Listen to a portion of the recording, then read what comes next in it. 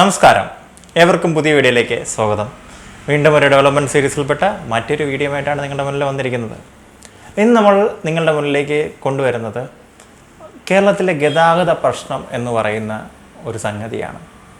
ഇതിൽ നമ്മൾ ഉൾപ്പെടുത്താനായിട്ട് ശ്രമിക്കുന്നത് നമുക്ക് റോഡ് നെറ്റ്വർക്ക്സ് ഉണ്ട്, നമുക്ക് നമ്മുടെ ട്രാൻസ്പോർട്ട് മോഡ്സായ റെയിൽ, അതുപോലെ തന്നെ റോഡിൽ കൂടെ പോകുന്നത്, അതുപോലെ തന്നെ എയർ, എല്ലാത്തിലും കൂടിയിട്ടുള്ള ഒരു സമഗ്രമായിട്ടുള്ള ഒരു ചെറിയൊരു എന്താ പറയുന്നത്, ഒരു നമ്മുടെ കോണിലൂടെയുള്ള ഒരു വീക്ഷണമാണ് നിങ്ങളിലേക്ക് കൊണ്ടുവരുന്നത്.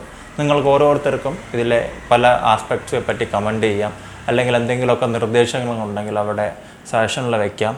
അല്ലെങ്കിൽ നമ്മൾ ഇടയ്ക്കിടയ്ക്ക് ക്ലബ് ഹൗസിൽ ചർച്ചകൾ നടത്താറുണ്ട്. ആ ചർച്ചകളിലേക്ക് വന്ന് നിങ്ങൾക്കുണ്ടായ അനുഭവങ്ങളെല്ലാം രേഖപ്പെടുത്താം. എന്തും ഇതിൽ രേഖപ്പെടുത്താം. ഇത് പലർക്കും ഒരു ഐ ഓപ്പണറായിട്ട് മാറട്ടെ എന്നാണ് നമ്മുടെ ഒരു ആഗ്രഹം. അപ്പോൾ ഏവർക്കും ഒരിക്കൽ കൂടി കേരളത്തിലെ ഗതാഗത പ്രശ്നം എന്ന് പറയുന്ന വീഡിയോയിലേക്ക് സ്വാഗതം. മനുഷ്യർ വീൽസിൻ്റെ അല്ലെങ്കിൽ ചക്രങ്ങളുടെ ഒരു കണ്ടുപിടുത്തത്തോട് കൂടിയിട്ടാണ് ഗതാഗതം എന്ന് പറയുന്ന ഒരു സമ്പ്രദായത്തിലേക്ക് റോഡിലൂടെ പോകുന്നത്. അതിനു മുമ്പ് ഗതാഗതം നമ്മുടെ വെള്ളത്തിലൂടെയുള്ള ഗതാഗതം ഉണ്ടായിരുന്നു, ചങ്ങാടം പോലുള്ള കാര്യങ്ങൾ, അങ്ങനെയുള്ള പല പ്രാകൃത രീതിയിലുള്ള അല്ലെങ്കിൽ പുരാതനമായ രീതിയിലുള്ള കുറേ കാര്യങ്ങളൊക്കെ നമ്മൾ ആദിമ മനുഷ്യർ ചെയ്തിരുന്നു. ചക്രം വന്നത് കൂടിയിട്ടാണ് റെവല്യൂഷൻസ് വന്നത്, അതായത് റോഡ് ട്രാൻസ്പോർട്ടേഷനിൽ ഒരു റെവല്യൂഷൻ വന്നത്. വാട്ടർ ട്രാൻസ്പോർട്ട് ആൾറെഡി ഉണ്ടായിരുന്നു. അപ്പോൾ അവിടെ നിന്ന് തുടങ്ങി ഇന്ന് നമ്മളുടെ ലോകം എന്ന് പറയുന്നത് വളരെയധികം മുന്നേറി. പല നൂതന സാങ്കേതിക വിദ്യകളും വന്നു. മാഗ്ലൻ ട്രെയിൻസ് എത്തി നിൽക്കുന്നു, സൂപ്പർ ഹൈഡ്രജൻ ബസ്സുകൾ വന്ന് നിൽക്കുന്നു, അതുപോലെ തന്നെ സൂപ്പർ സോണിക് ആയിട്ടുള്ള പ്ലെയിൻസും, അതുപോലെ തന്നെ മനുഷ്യൻ ഭൂമിക്ക് പുറത്തേക്ക് പോകുന്നു, സ്പേസ് ക്രാഫ്റ്റ്സ് വരുന്നു, എല്ലാം വരുന്നു. എത്ര മോഡുകൾ വരുന്നു, ആധുനികമായിട്ടുള്ള രീതിയിലുള്ള ക്രൂയിസ് ഷിപ്സ് വരുന്നു, ഇങ്ങനെയെല്ലാം വരുന്നുണ്ട്. അപ്പോൾ ഈ ഒരു കാലഘട്ടത്തിൽ നമ്മുടെ കേരളം എവിടെ എത്തി നിൽക്കുന്നത് നമുക്ക് നോക്കാം. കേരളം എന്ന് പറയുന്നത് ഏകദേശം 500-600 കിലോമീറ്റർ തെക്ക് നിന്ന് വടക്ക് വരെയുള്ള ഒരു സ്ഥലമാണ്.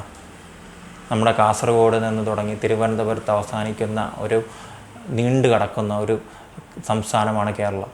പക്ഷേ ഇവിടെ കേരളം ഇങ്ങനെയാണെങ്കിലും കേരളം ഡൈവേഴ്സ്ഡ് ആയിട്ടാണ് നമുക്ക് കാണാൻ സാധിക്കും. നമുക്ക് കോസ്റ്റൽ ബെൽറ്റ് ഉണ്ട്, അതുപോലെ തന്നെ പ്ലെയിൻ ആയിട്ടുള്ള ഏരിയാസ് ഇൻ ബിറ്റ്വീൻ നടുക്ക് ഭാഗത്ത് വരുന്നുണ്ട്, പിന്നെ മൗണ്ടനസ് ആയിട്ടുള്ള റീജിയൻസും ഉണ്ട്. അപ്പോൾ ട്രാൻസ്പോർട്ടേഷൻ എന്ന് പറയുന്നത് നമ്മുടെ നാട്ടിൽ അത്ര ഈസി ഒന്നുമല്ല. പിന്നെ ഡെൻസിറ്റി ഓഫ് പോപ്പുലേഷൻ എന്ന് പറയുന്നത് വളരെ കൂടുതലാണ്. അപ്പോൾ നമുക്ക് കരമാർഗമുള്ള ഒരു ട്രാൻസ്പോർട്ടേഷൻ അത്യന്തം കാഠിന്യമേറിയതാണ്.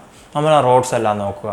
ഇപ്പോൾ നമുക്ക് അറിയാം, നമ്മൾ തിരുവനന്തപുരം മുതൽ കാസർഗോഡുള്ള NH-ൻ്റെയൊക്കെ വൈഡനിങ് നടന്നുകൊണ്ടിരിക്കുകയാണ്. നമുക്ക് ഇതിനപ്പുറം പോകാൻ പറ്റുമോ? ഈ റോഡ്സിൻ്റെ വൈഡനിങ്ങിലൂടെ നമുക്ക് ഒരു പരിധിയുണ്ട്. അതിന് ഏറ്റവും വലിയ കാരണം ഡെൻസിറ്റിയാണ്. അപ്പോൾ നമുക്ക് ആ ഡെൻസിറ്റി ഓഫ് പോപ്പുലേഷൻ വെച്ചിട്ട്, അല്ലെങ്കിൽ നമുക്ക് നമ്പർ ഓഫ് വാഹനങ്ങൾ കൂടുന്നത് കൊണ്ട് നമുക്ക് ഇവിടെ വളരെ വലിയ രീതിയിലാണ് വാഹനങ്ങൾ കൂടുന്നത്. നമുക്ക് വർഷം തോറുമുള്ള ആക്സിഡൻറ്റ് എടുത്ത് നോക്കിയാൽ തന്നെ അറിയാം, നമുക്ക് ആഡിക്വേറ്റ് ഉള്ള റോഡ്സ് ഇല്ല, അതിനപ്പുറമാണ് നമ്മുടെ വാഹനം ഇറങ്ങിക്കൊണ്ടിരിക്കുന്നത്. ആ ഒരു സിസ്റ്റമിലേക്ക് പോകുമ്പോൾ നമുക്ക് ഈ വാഹന അപകടങ്ങളെല്ലാം കുറയ്ക്കാം. നമ്മളെ റോഡ് സെൻസ് എങ്ങനെയാണ്? നമുക്ക് റോഡ് സെൻസ് വളരെ കുറവാണ്. നമ്മളെ ആ ഒരു ഡ്രൈവിംഗ് ലൈസൻസ് കൊടുക്കുന്ന രീതി തന്നെ പ്രാകൃതമാണ്. അത് മാറ്റേണ്ട സമയം കഴിഞ്ഞു. കാരണം എന്ന് പറയുന്നത് നമ്മൾ മറ്റേ 8 എടുക്കുന്നു, H എടുക്കുന്നു, പിന്നെ റോഡ് ടെസ്റ്റ് ഉണ്ടായിരുന്നു, ഇപ്പോൾ അത് മാറ്റിയൊന്നും അറിയത്തില്ല. റോഡ് ടെസ്റ്റ് നടത്തുന്നു, അതിൽ വേറെ ഒന്നും നോക്കുന്നില്ല. ഡ്രൈവിംഗ്, സ്റ്റിയറിംഗ് പിടിക്കുക അറിയാവുന്ന, ബ്രേക്ക് ഔട്ട് അറിയാവുന്ന, ആക്സിലറേഷൻ കൊടുക്കുക, ഇത് മാത്രമേ നോക്കുന്നുള്ളൂ. അല്ലാതെ ഒരു ലോങ് റണ്ണിൽ അല്ലെങ്കിൽ വണ്ടി കൊടുത്തിട്ട് പല കണ്ടീഷനിൽ എങ്ങനെയാണ് വണ്ടി ഓടിക്കുന്നത്, അല്ലെങ്കിൽ അങ്ങനെ ഒന്നും ഒരു ടെസ്റ്റിംഗ് രീതി നമ്മുടെ നാട്ടിലില്ല. നമ്മുടെ നാട്ടിൽ ലോകത്തിൽ ഈസി ആയിട്ട് ലൈസൻസ് കിട്ടാൻ പറ്റുന്ന ഒരു രാജ്യമാണ്. അതുപോലെ തന്നെ ഏറ്റവും കൂടുതൽ ആക്സിഡൻസ് നടക്കുന്ന ഒരു രാജ്യമാണ്. അപ്പോൾ നമുക്ക് റോഡിൻ്റെ വികസനം അത്യന്താപേക്ഷിതമാണ്.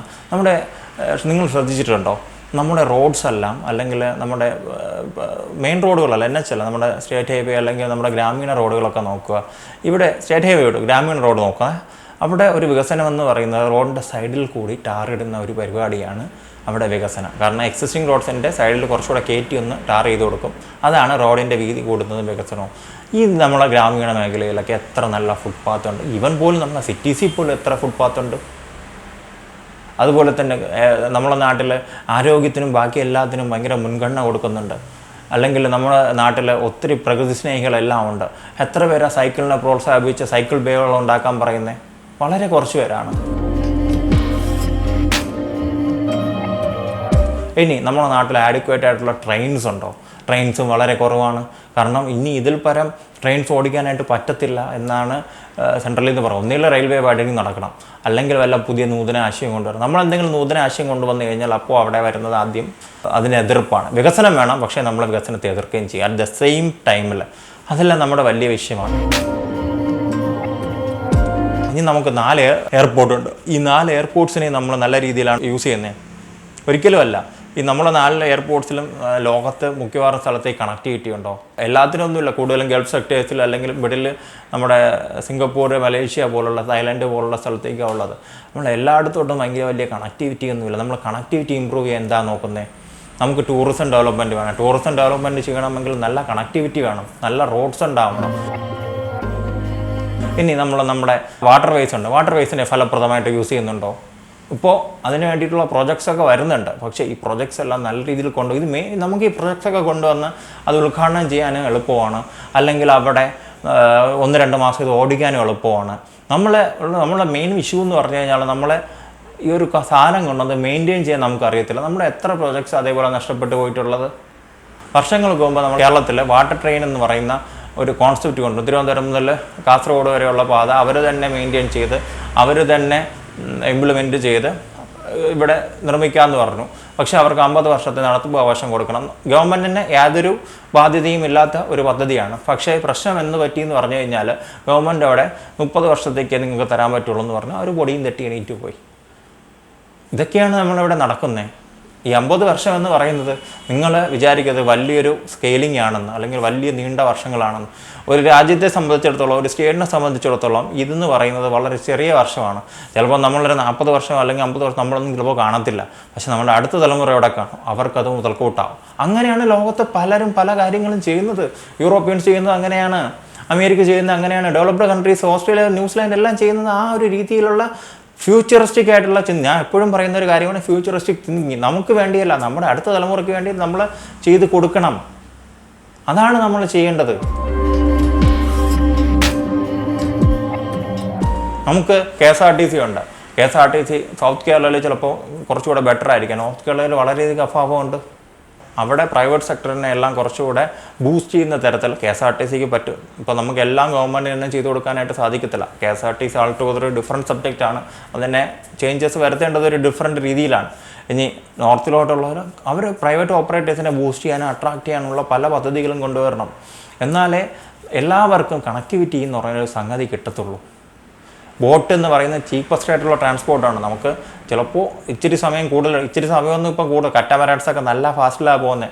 നമുക്ക് നമ്മളെ റോഡ്സിൻ്റെ ആ ട്രാഫിക്കൊക്കെ വെച്ച് നോക്കുമ്പോൾ കനാൽസിലൂടെ അല്ലെങ്കിൽ അങ്ങനെയുള്ള വാട്ടർ വേസിലൂടെയുള്ള യാത്ര കുറച്ചുകൂടെ ബെറ്ററായിട്ട് നമുക്ക് ആധുനിക സൗകര്യങ്ങൾ കൂടിയിട്ട് ചെയ്യാനായിട്ട് സാധിക്കും.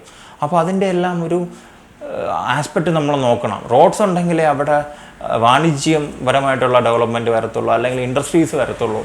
കാരണം കണക്ടിവിറ്റി അല്ലെങ്കിൽ കണക്ഷൻ എന്ന് പറയുന്നത് വളരെ ഇമ്പോർട്ടൻ്റ് ആണ്.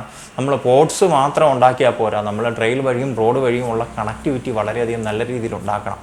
നമ്മളെ കേരളം ഇപ്പോൾ ആ ഒരു നിലയിലേക്ക് തന്നെയാണ് പോകുന്നത്. നമുക്ക് പണ്ട് എക്സ്പ്രസ് വേ വരാൻ നേരത്ത് നമ്മളതിനെ എർത്തെങ്കിലും ഇപ്പോൾ റോഡ്സൊക്കെ എങ്ങനെയെങ്കിലുമൊക്കെ നാഷണൽ ഹൈവേ ഒക്കെ കുറച്ചെങ്കിലും നന്നാക്കണമെന്നുള്ളൊരു ബോധം നമുക്കൊക്കെ വന്നു തുടങ്ങിയിട്ടുണ്ട്. കേരളയിൽ വരുന്നുണ്ട്. കേരളിൻ്റെ വീഡിയോസ് നിങ്ങൾ പോയി കാണുക. അത് പ്രത്യേകമായിട്ട് നമ്മൾ വീഡിയോ ചെയ്യുന്നുണ്ട്. അപ്പോൾ ഇതൊക്കെയാണ്.